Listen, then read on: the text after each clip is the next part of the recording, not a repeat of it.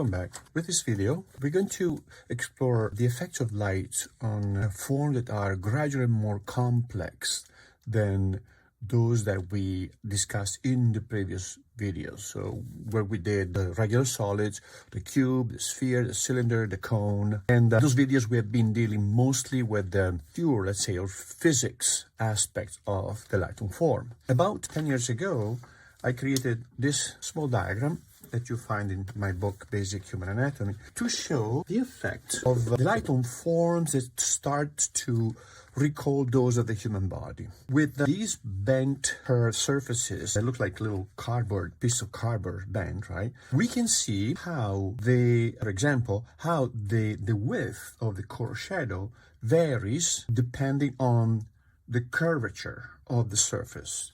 As well the gradation, right? The tonal gradation, the passage from value to value changes depending on the curvature of the form. These curved planes can be thought as, or they can compare to the forms of the body. For example, this could be a nose, this could be a section of an arm, this could be a section of the thigh. And in this case in here, see, I started with this other demo, I started to show how a truncated cone like this could be maybe compared to the shape of the forearm, or these forms in the belly here could be compared to sphere, or we can study, for example, how to apply light mass, shadow mass, and core shadow in the belly if we understand how this concept works on the sphere.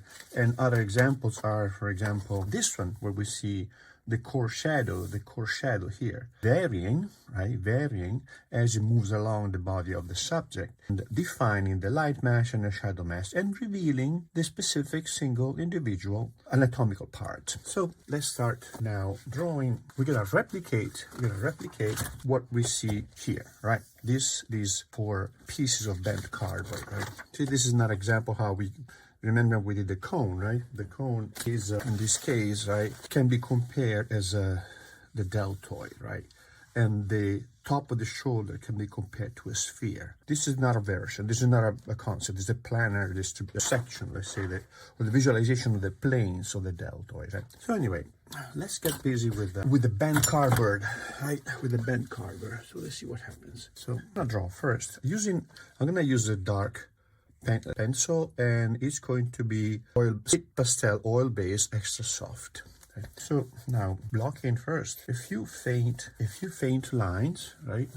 Actually, we're gonna keep it a little bit more open, so I want to see that side too. A few faint lines, just to start visualizing my idea, what I want to do, right? Like that, right? If that works, now we can get more detail going. So here now I see this bent cardboard, or bent piece of paper like that, right?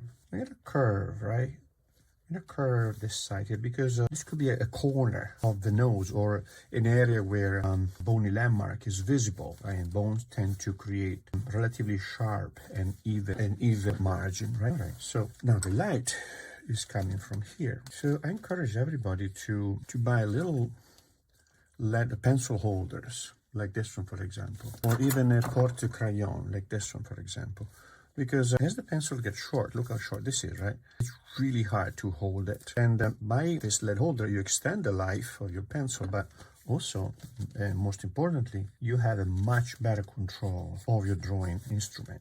So, all right, so this is the light. Now, this is going to be the light mass, right? It's going to be the shadow mass. So remember, we can try to achieve a even controlled result quickly. Try to create a regular even mark, meaning the space in between the line, you want it to be even, the pressure you want to be even. And then, of course, it's not super even, because it's just the first blocking in the value on this plane here. So now I can slightly change the angle, right? And that will create some sort of cross-hatching. Although it's not a cross-hatching, because I don't see the lines. I see areas of values, even though they are. So this is a line. This is an area of value, right? Meaning this has even width, right? Start sharp here and sharp in here. The width is even or regular, and the margin are all sharp. This one instead has irregular outlines and is wider, and that's an area of value, right? So now I'm going to create lines, or better, areas of values with these marks, which will make it easier to create a smoother value, right? Now,